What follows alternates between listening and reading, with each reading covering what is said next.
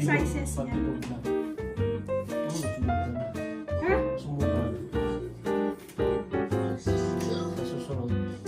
Golden brown.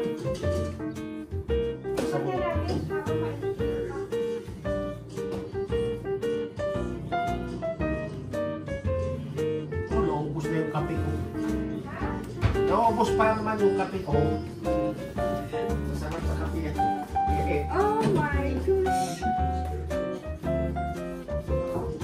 Nice. Oh, wow. Mainit.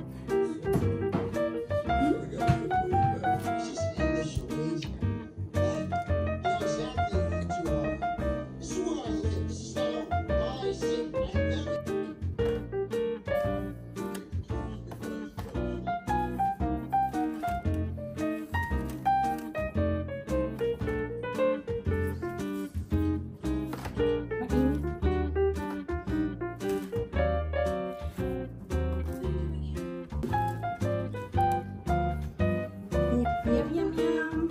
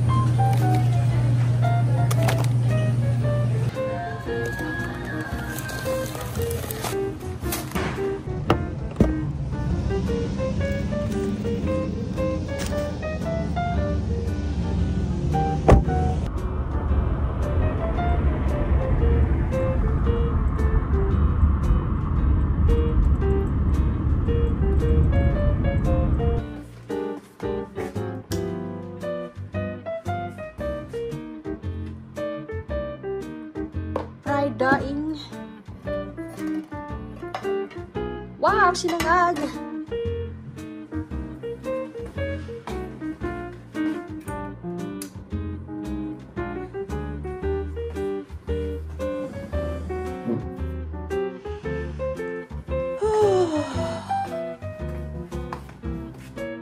lumalamig-lamig na.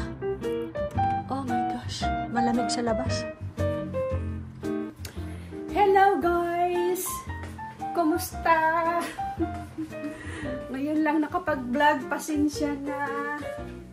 Kasi daw maraming nagsasabi na wag na daw ako mag-vlog. Dahil wala naman daw nanonood sa mga videos ko. So ito nga po pala, kararating ko lang. So yun nga po, wala naman daw nanonood sa mga video ko. Kaya wag na ako mag-vlog. Sasabi ko naman, sa isip-isip ko, hindi ko naman sila pinipilit na manood ng mga videos ko. Ini-ignore ko na lang kung mga sinasabi nila. Basta ako, continuous ko lang yung pag-vlog ko. At kahit na busy, okay lang. Kahit di ako makapag-upload, okay lang. Dahil hindi naman po kasi ito yung ano ko, ang tawag doon, full-time job. Meron po akong full-time job, kaya minsan hindi ako nakakapag-vlog. Kasi busy ako doon sa full-time job ko. So yun po, dahil kung bakit hindi ako nakapag-vlog ng matagal. Dahil sa full-time job. So ito po, nagbili ako, dumaan ako sa palengke, bumili ako ng chicken liver. Papa-adobo ko to kay Nakay. Sarap to adobohin, guys. Tapos bumili ako ng pita. Wala ka na palang pita, Dad? Isa na lang. Magluluto ako chicken. Ha?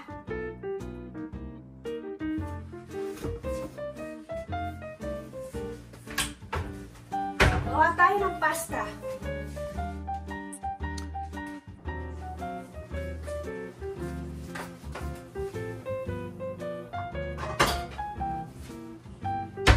Gawa tayo ng pasta.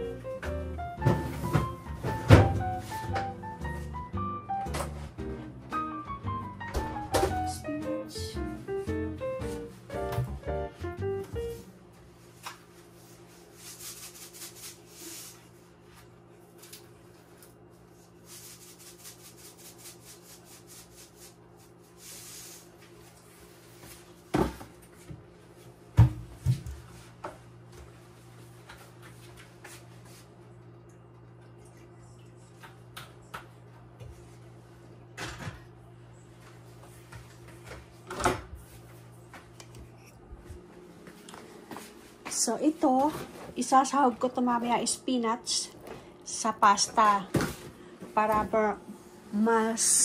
more healthy.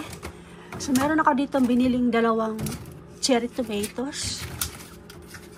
Ito yung gagawin nating pasta sauce. Cherry tomatoes and ito. So, cherry tomatoes for pasta sauce and dalawang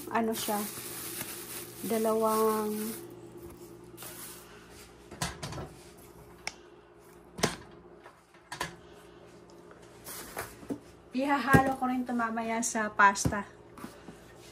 Para rotisserie chicken na natira namin kagabi para hindi masayang. Ito na lang gagawin kong meat. Luto na chicken.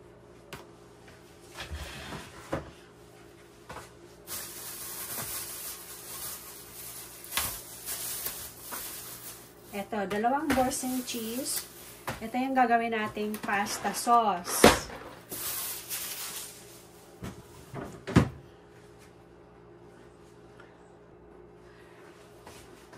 So, ito guys, nahugasan ko na.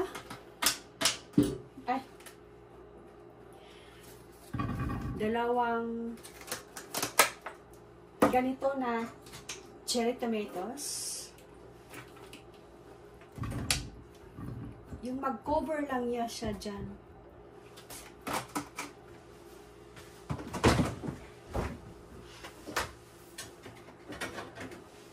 Dagdagan ko pa konti. Maano lang siya, ma-cover yung pot. Yun. Right. Tapos, lalagyan natin ng olive oil.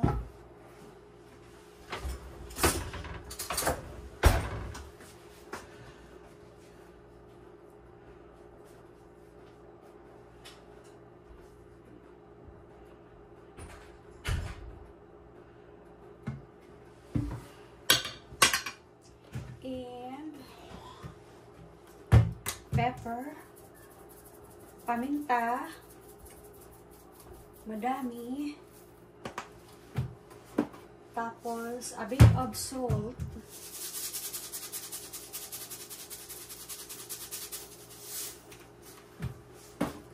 tapos haluin natin.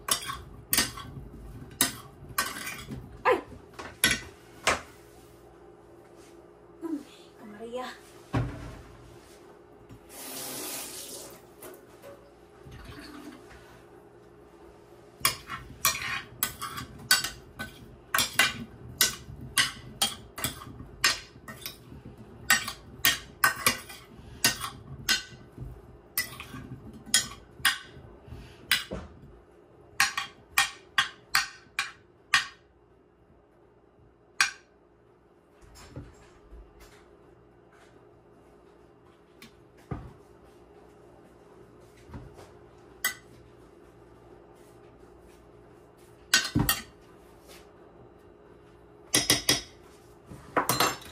Ilagay na natin to. Dalawang cheese. Sometimes, di ako nito makabili-bili dahil lang sobrang mahal niya. Hinihintay ko mag-sale. Ang isa nito is, kung di naka-sale, is $7 and 40 cents. Pag naka-sale naman, $4 and something cents. So, naka-sale siya nung nakaraan. Bumili akong dalawa. Masyado siyang mahal eh. Masakit sa bulsa. Ilalagay natin siya dito. Sarap nitong cheese na to. Tapos, pa natin yung isa.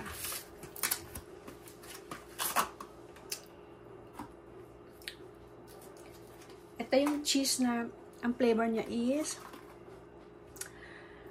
ale and what do you call that? Garlic and pine herbs. That's the flavor, guys, na ginagawa kong dito. So, may mga iba-ibang flavor na Bursin cheese. May cranberry flavor. Ayun naman ay para sa mga crackers pang appetizer. Ito is mostly for cooking. Pwede rin pang appetizer, pero mostly ginagamit talaga siya pang cook. Ayan.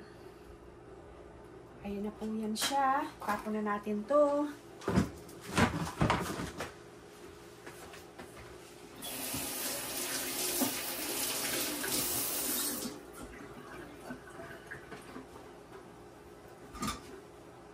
Gumawa na ako nito nung nakaraan.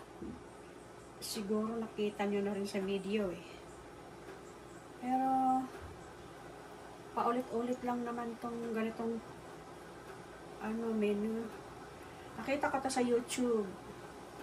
So ginaya ko, guys. Okay pa. Yan. I-bake natin. I-bake natin for 450 degrees. As long as na maluto yung tomatoes, as in really soft. And na siya, ito rin na cheese melt na siya talaga. Makikita niyo mamaya anong itsura. So ilagay na natin.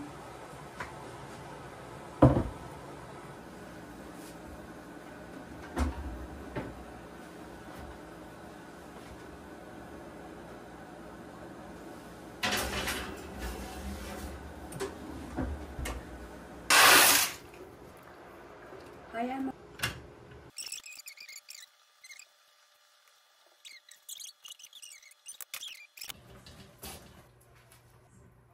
Pwede na to. Yan, may pasta na halo. So, ito na. Extra sauce from the boiled pasta, chicken shredded, spinach, and the pasta itself. There you go, guys. Ganyan na yan siya. Natin lahat.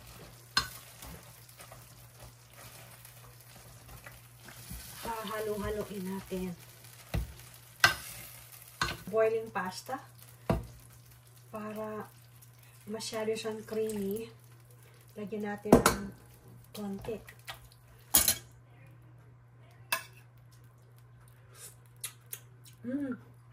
Sarap.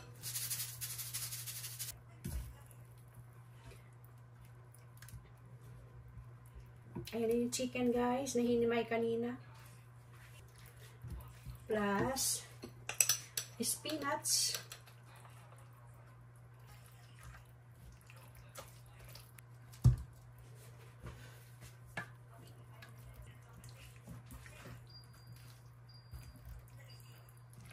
Ang anak namin dito, si Joseph. Sarap. Oh my gosh. Tadam!